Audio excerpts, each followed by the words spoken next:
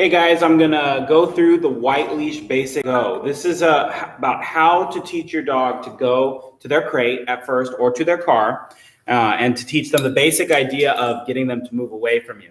This is a super useful skill to have. Something that I've always found really interesting is that in the pet world, people try to control the dog by calling the dog constantly. Everything's about the recall, come, come, come. In the working world, you control your dog by pushing your dog away from you.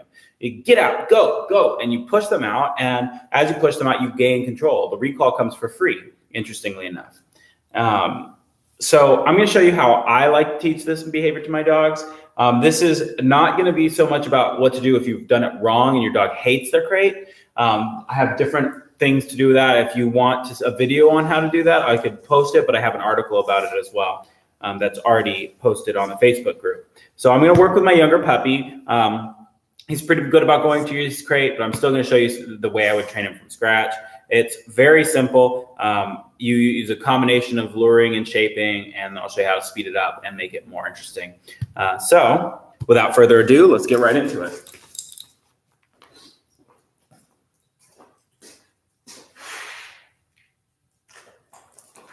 Now, there's nothing wrong with waiting for the dog to offer it to you, like he was about to do. So I can just wait and see what he does.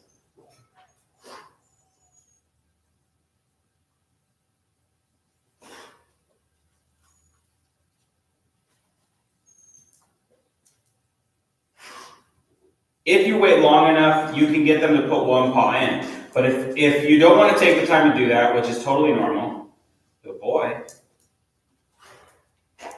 Good boy. Yes, good job. I'm just going to use yes and no. I'm going to try to use as few words as possible. If you don't want to wait, it's very simple. Take a handful of treats, throw it in. Yes, good boy. Very simple. All I want to know, when I say go to your crate, I'm going to throw treats in there. So we're going to do that again. Crate. Good boy, yes. I also want to get him used to as early as possible that I'm going to release him from the crate. I'm not going to let him just run out on his own. So when he's done getting all his kibble, let me tell him.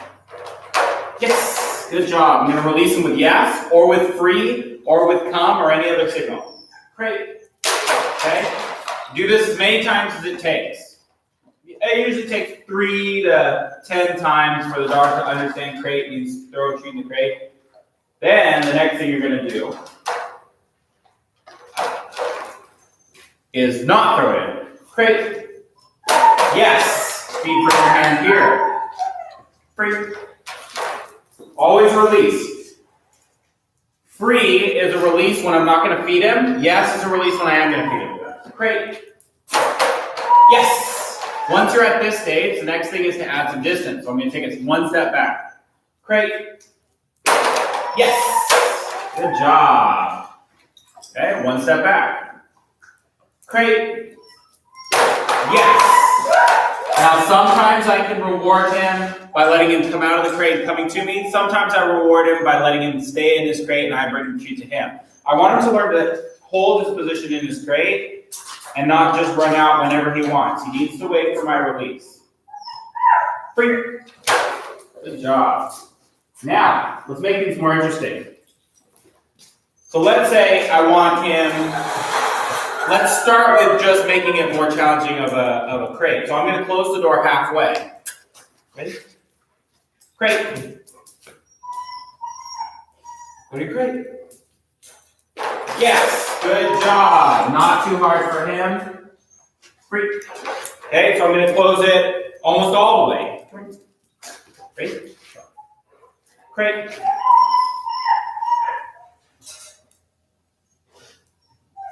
Yes, good boy. Nicely done. Okay, what else can I do to make it harder? I'm going to send him from different angles.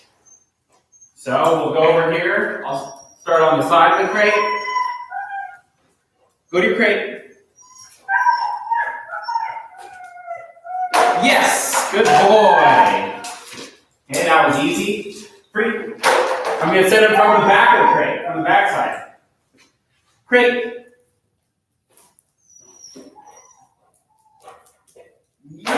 Good boy. Good boy. Okay, so those are easy. What else can I do? I can put an obstacle between the dog and the crate. So that's the next thing I'm going to do. Good boy. Ready? Catfish. Crate. Good boy. Now, at some point, if I find an obstacle that's too challenging for him, I have a couple choices. Do I believe that it's dangerous or impossible? If I do, then I change the criteria. I make it easier. If I don't think it's dangerous or impossible, then I'm going to increase the motivation. I'll throw the treat in there and wait for him to figure out how to get on his own. Those are my two preferred methods there. So now let's do some even more difficult ones. Let's see what I can think of. I'm going to put a clock over it.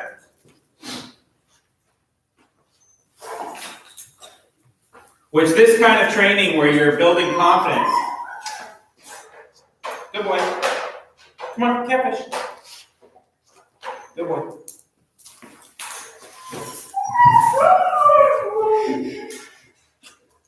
Hang on. Wait. Okay. Ready, catfish? Go to your crates.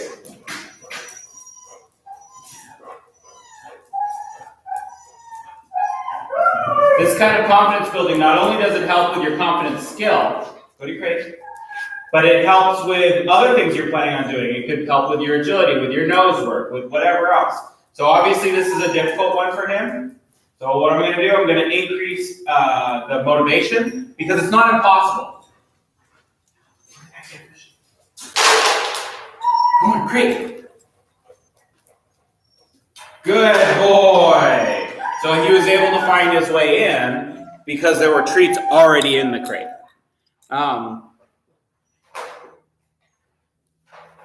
Now, speeding him up. And I can keep adding distance, duration. In fact, maybe I'll show duration next as well, but I'm going to show you how to speed him up. Once the dog understands, we can speed the dog up a couple different ways. The main way is by doing a restrained crate sound. So for instance, ready, crate! Yay, good boy. Really spring him forward. That gets the dog driving into their crate so that when you have to go do it in public, I want my dog, when I say car or crate, go to your car, I want them running back. I want it to be very exciting, very driven, because it could save their life someday. I've actually saved my dog's life once using this behavior. We were at a hotel, and she ran out of the hotel room, and there were 4 busy streets on each side. I told her, go to the car, and she ran straight to the car and jumped in her crate. It's safer to me than a recall. It's safer to me than even a stay sometimes. Is I get my dog to go to a secure location where I know that they'll be safe once they get there. Sometimes a recall, if you can only get the dog to recall, that puts you in a position where you might have to call the dog past something dangerous like a street. If you don't have a stay, that is. If you have a stay, that's good, but what if the dog is somewhere dangerous? You need them to move. So I want to be able to call my dog, stay my dog, and send my dog. Those give me a lot of options to keep my dog safe. So now, let's talk about duration, because that's important to the test as well.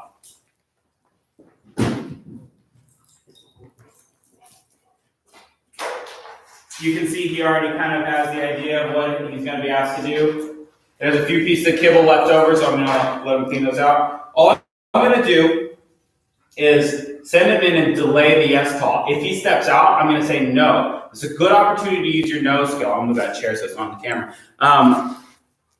Help the dog understand no is take a picture of something you don't want, right? It's not a leave it. No means don't do that, okay? So you can send him, crate. No. Crate. Good. I'm just going to delay. I'm not going to reward him so quickly, although he's still eating kibble on the floor. I'll let him finish that.